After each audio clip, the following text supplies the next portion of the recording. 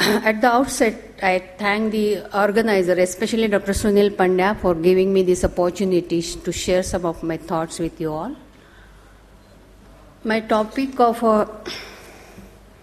presentation is the laparoscopic surgery in early pregnancy, and the organizer have to ask me to focus mainly on the torsion ovarian cyst. So over the next 20 minutes, I will deal with the torsion ovarian cyst in the pregnant patients. This is the place from where I come from, that is DY Medical College in Mumbai. Friends, the ovarian cyst in the pregnancy is a common finding and mostly it is asymptomatic. And the incidence ranging from 1 in 80 to 1 in 1000 patients. Although most of the cystic masses detected in early pregnancy disappear within the first trimester, but some of them may persist, and if they persist, then pregnancy might itself predispose these patients to the adnexal torsion or the torsion ovarian cyst. What happens in the pregnancy? In the pregnancy, the presence of the enlarged uterus may stretch the utero-ovarian ligament and push this ovary out of the pelvis. And this may predispose for the torsion.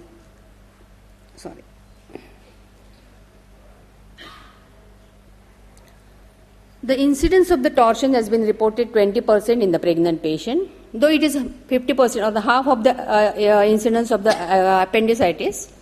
But when it happens, it is a very deleterious, serious condition, and this torsion must be quickly faced to avoid the further complications. Here I wish to share one of my patients who came. She was a 31-year subfertile female. She had undergone the IVF with the embryonic transfer. But 6 weeks later, she presented with vomiting, pain, and abdominal distension, suggestive of the ovarian hyperstimulation syndrome. She had no tenderness. Pelvic scan showed the 6-week gestational sac. Both the ovaries were enlarged and right ovary was little higher up over the fundus of the uterus. Subsequently, her pain subsided within 2 days and she was discharged. But unfortunately, she was readmitted 1 day later with the sudden onset of right iliac fossa pain. Patient was clinically very distressed and the tender mass was felt in the right iliac fossa, and she also had a fever.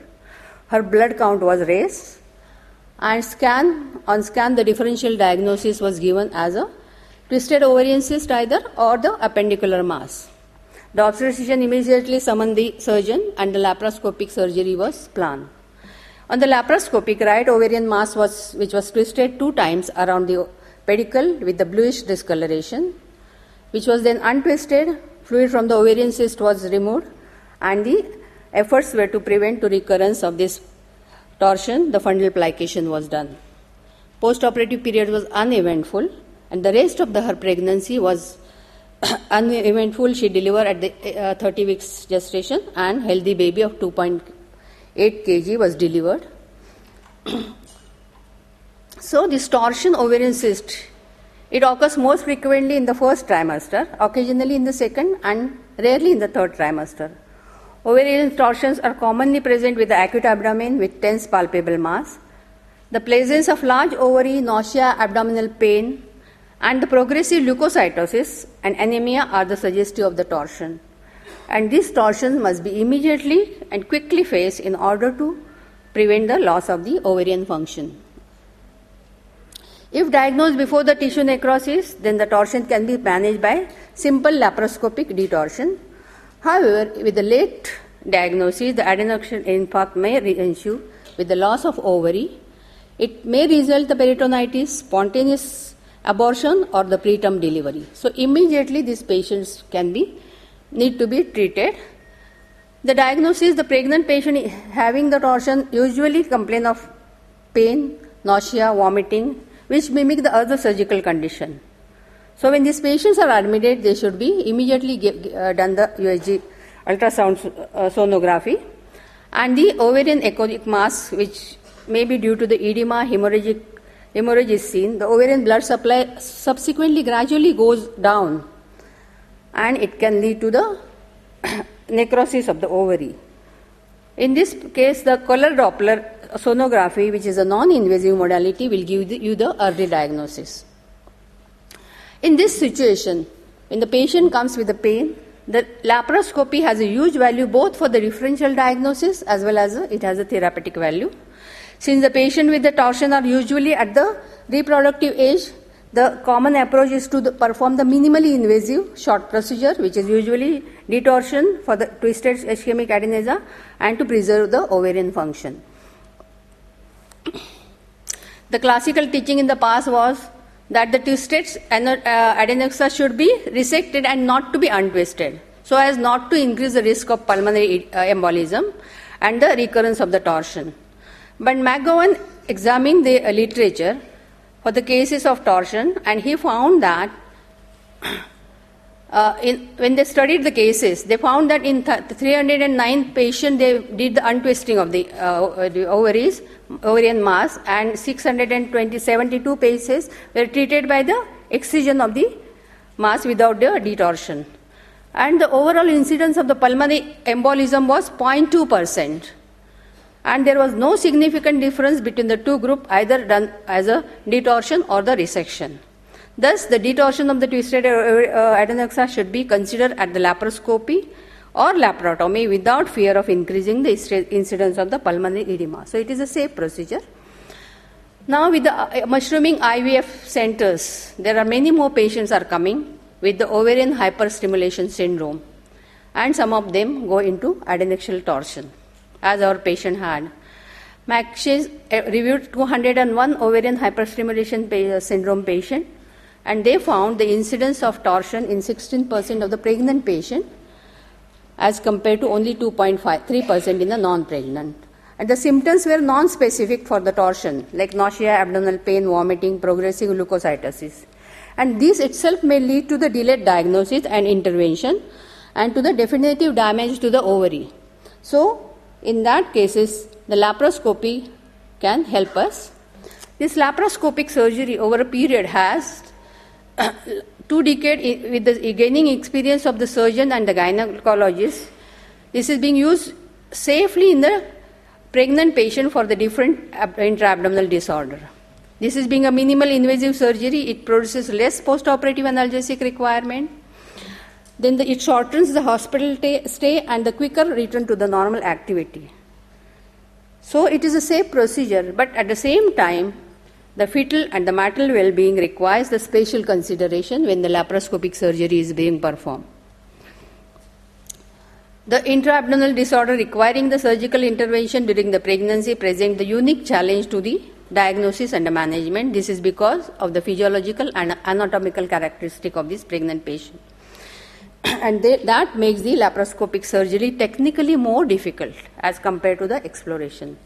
When the surgery is performed during pregnancy, the additional precautions need to be taken, like the maternal organ injury, effects of the carbon dioxide pneumoperitoneum, effect of the increased intra-abdominal pressure, risk of the venous thromboembolism, fetal heart monitoring need to be properly done, tocolytics, effects of the anesthesia and the anesthetic drugs.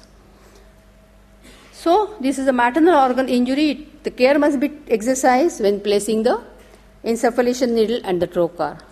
Avoid injury to the uterus, as the perforation could result in the rupture of the membrane, bleeding or the gas embolization.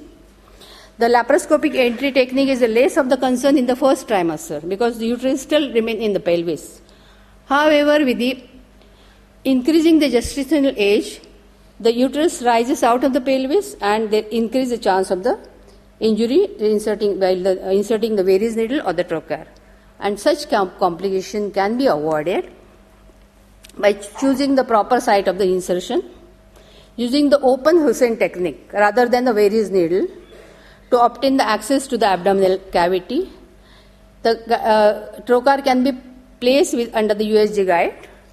The anesthesiologist should take the precaution to avoid the stomach inflation at the time of the induction. And suppose it occurs, it should be immediately deflated with the nasogastric tube. before the starting of the procedure. Adequate muscle relaxation and the depth of the anesthesia should be maintained. Avoid supine hypotensive syndrome by giving the left lateral tilt. It also will improve the uterine circulation, and especially when the pregnancy is beyond 20 weeks. The coming other problem is the CO2 insufflation, which is required for the adequate visualization. It has been suggested that prolonged respiratory acidosis during the CO2 insufflation is the cause of post-operative spontaneous abortion. The limited animal studies suggest that the pneumoperitoneum may induce the fetal acidosis and tachycardia. But it has been observed that short-term acidosis may not lead to the deleterious effect, but the prolonged acidosis, yes, it will have the harmful effect. So suppose you find out the increase in the carbon dioxide level in the end-tidal CO2 monitor, it should be, the mother should be become, and the mother is acidemic, is suspected, immediately pneumoperitoneum should be reduced or released, and the patient must be hyperventilated to expel the carbon dioxide gas before continuing the procedure and bring down it to the normocapnia. It is important to remember that the fetus is more acidemic than the mother, so it can have the deleterious effect, and that demands the continuous carbon dioxide monitoring and, if required, the blood gas analysis. Now, the effects of the increase in the intra-abdominal pressure after which everyone knows that it has the effect on the cardiac and the respiratory physiology, and also it can decrease the uterine blood supply if the pressure is too much. So, the pressure must be maintained below 15 millimeter to prevent the ventilatory and the circulatory complication. It also prevents the risk of gas embolization, which is lethal for both fetus and the mother. And the intra-abdominal pressure has to be kept to the minimum, and it has been observed that adequate visualization is possible with the pressure of 12 or below. So you can just inform your obstetricians that the pressure, and you yourself have to observe that the pressure monitor shows the pressure in the intra-abdominal pressure is less than 12 millimeter of mercury. Another problem in this patient is the risk of the venous thromboembolism. You know that gravid uterus increase the lower extremity venous stasis. The pneumoperitoneum itself can enhance the venous stasis, and the pregnancy, all of us know that it has a hypercoagulable state. Hence, these patients are at the increased risk of the thromboembolic episode. That demands the pneumatic compression devices to reduce the thromboembolic complication. In addition, the faster post-operative recovery, which will also have the good effect, and the early mobilization will reduce the risk of the thromboembolism. So in this, another problem is the fetal heart monitoring. The fetal heart monitoring was once thought to be the most accurate method to detect the fetal distress during the laparoscopy, during the surgery. But no intraoperative fetal heart rate abnormality have been found. And SAGE has recommended that this has led to some to recommend the preoperative and the postoperative monitoring of the fetal heart, rather than doing it continuously intraoperative, because sometimes you get the false positive effect and unnecessary intervention. So another important thing is the tocolytic, which is absolutely mandatory when the surgery is being performed. But the tocolytic should not be used prophylactically in the pregnant woman. It should be considered perioperatively when the signs of the preterm labor are present. And that is the recommendation of the SAGE, that is the Society of the American Gastroenterologic Surgery.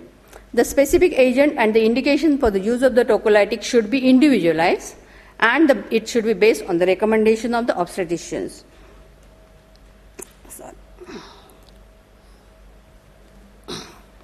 Now coming to the effect of anesthesia and the anesthetic drug.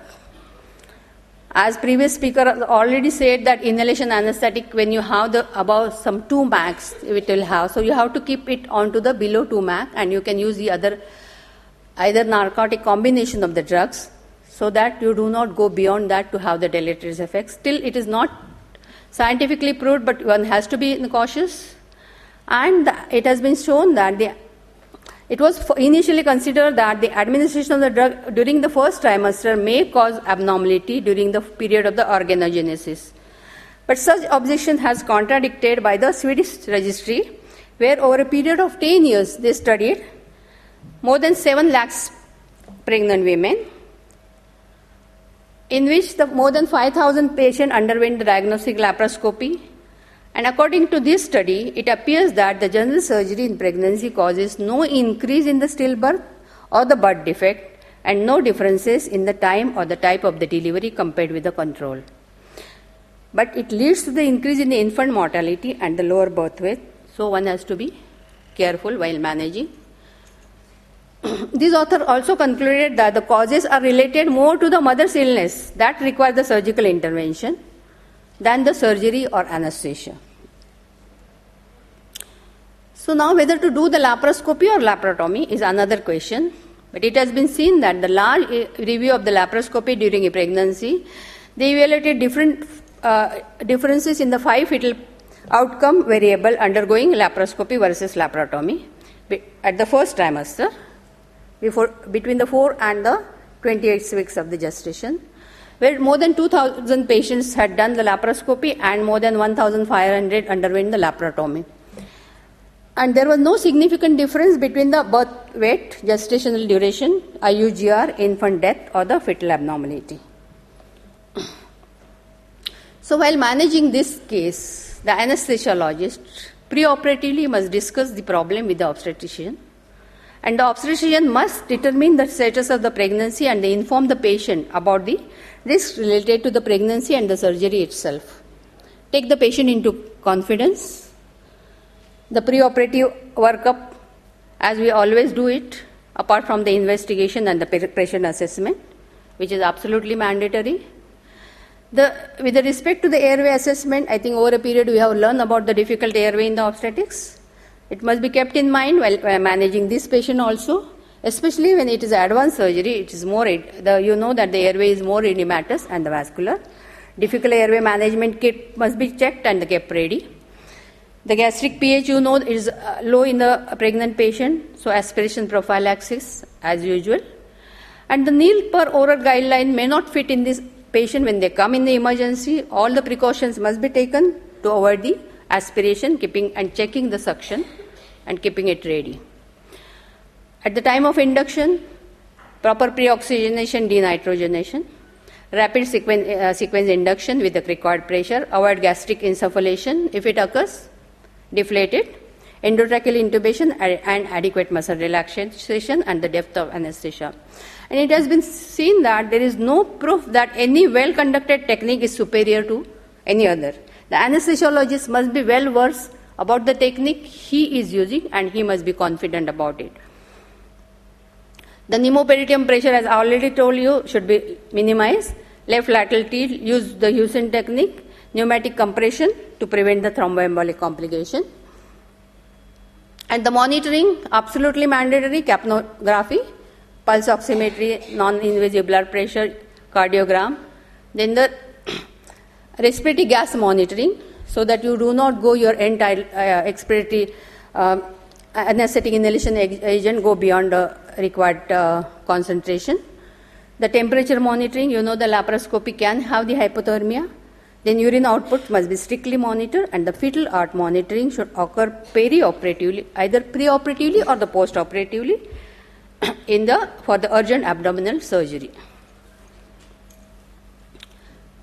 The patients are quite often, when they are the preterm labor, then they are kept on the terbutaline, where it can have the tachycardia and the patient can go into the pulmonary edema. One has to be cautious about the drug. Anesthetic must 1 be minute smooth left induction. Now. Yeah, it's almost over.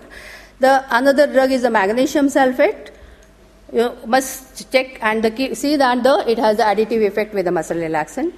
Tocolytic, as I have already mentioned about, it should be used perioperatively when signs of preterm labor occurs. So to summarize, the multiple case reports have confirmed the safety and efficacy of the laparoscopic surgery in the torsion ovarian cyst. If diagnosed before tissue necrosis, it can be managed by the simple laparoscopic detorsion and ovarian cystectomy if the cyst is big enough. Precautions must be taken for the possible complications during the laparoscopy, and take-home message is the severity of the primary underlying pathology and not the surgery or anesthesia per se appeared to have the most important factor determining the fetal and the maternal outcome. So do not delay the surgery unnecessarily, and the laparoscopic intervention which has both diagnostic and the therapeutic value in these patients. Thank you for the patient listening.